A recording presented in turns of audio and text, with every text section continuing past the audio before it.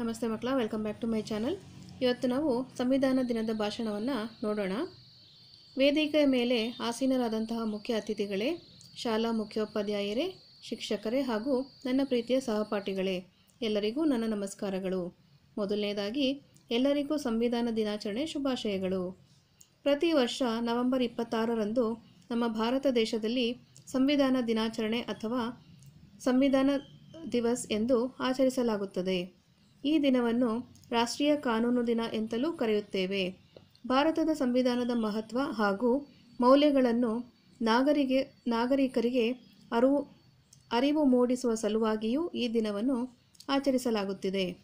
ಜನವರಿ 26, 1950ರಂದು ಸಂವಿಧಾನ ಜಾರಿಗೆ ಬಂದಿದೆ.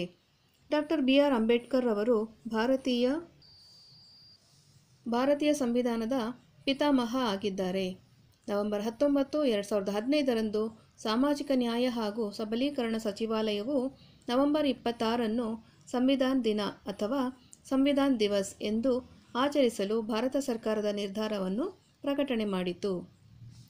ಆಜಾದಿ ಕಾ ಅಮೃತ್ ಮಹೋತ್ಸವವು ಪ್ರಗತಿಪರ ಭಾರತ ದೇಶದ ಜನರ ಸಂಸ್ಕೃತಿ ಮತ್ತು ಸಾಧನೆಗಳ ಭವ್ಯ ಇತಿಹಾಸವನ್ನು ಆಚರಿಸಲು ಹಾಗೂ ಸ್ಮರಿಸಲು ಭಾರತ ಸರ್ಕಾರ ಕೈಗೊಂಡ ಪ್ರಮುಖ ಉಪಕ್ರಮವಾಗಿದೆ. ಈ ಮಹೋತ್ಸವದ ಅಂಗವಾಗಿ ಭಾರತವು ನವೆಂಬರ್ 26ರಂದು ಸಂಸತ್ ಭವನದ ಸೆಂಟ್ರಲ್ ಹಾಲ್ನಲ್ಲಿ ಸಂವಿಧಾನ ದಿನವನ್ನು ಅತ್ಯಂತ ಸಂಭ್ರಮದಿಂದ ಸಡಗರದಿಂದ ಆಚರಿಸಲಾಯಿತು. ಇವತ್ತಿನ ಈ ಮಹತ್ವದ ಕಾರ್ಯಕ್ರಮದಲ್ಲಿ ಮಾತನಾಡಲು ಅವಕಾಶ ಮಾಡಿಕೊಟ್ಟ ತಮ್ಮೆಲ್ಲರಿಗೂ ಧನ್ಯವಾದಗಳನ್ನು ಅರ್ಪಿಸುತ್ತಾ ನನ್ನ ಈ ಮಾತುಗಳನ್ನು ಮುಗಿಸುತ್ತಿದ್ದೇನೆ. ಜೈ ಹಿಂದ್, ಜೈ ಭಾರತ್ ಮಾತಾ. ಮಕ್ಕಳ, ಈ ಒಂದು ಭಾಷಣ ನಿಮಗೆ ಇಷ್ಟ ಆಗಿದ್ದರೆ ಒಂದು ಲೈಕ್ ಮಾಡಿ, ಶೇರ್ ಮಾಡಿ, ನಮ್ಮ ಚಾನಲ್ನ ಸಬ್ಸ್ಕ್ರೈಬ್ ಮಾಡ್ಕೊಳ್ಳಿ. Thank you for watching. Bye bye.